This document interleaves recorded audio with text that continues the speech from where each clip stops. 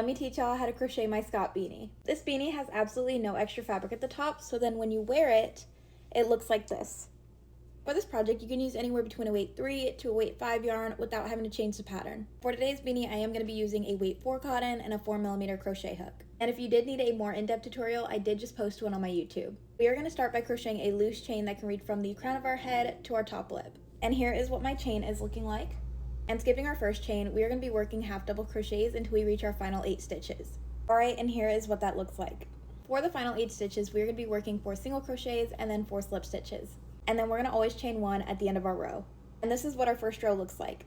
And row 2 is going to be the same thing, but back loop only. So 4 back loop only slip stitches, and then 4 back loop only single crochets, and then the rest back loop only half doubles.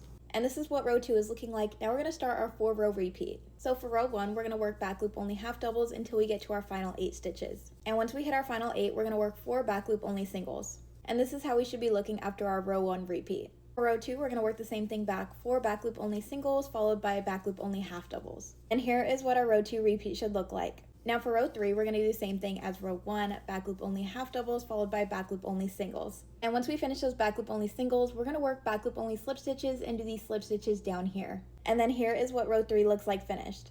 And then for row 4, same thing going back, 4 back loop only slip stitches, 4 back loop only singles, and then back loop only half doubles. And this is what we should be looking like after the row 4 repeat. And we're going to continue the repeat rows until the beanie can comfortably fit around our head. Alright, and this is what the beanie should look like after we finish our repeat rows. Now we're going to cut a tail that is 3 times the height of our beanie, and then we're going to secure our yarn. And my tail is about 36 inches. Now we're just folding our beanie in half, and using a darning needle, we are going to sew up the sides of our beanie. And this is what the seam should look like after we sew it together. Now still using the same tail, we're going to close up this hole at the top of the beanie. Now we're just closing the hole at the top by using a reverse magic circle. And after weaving in our ends, this is what the top of our beanie should look like. And here is what our beanie should look like on.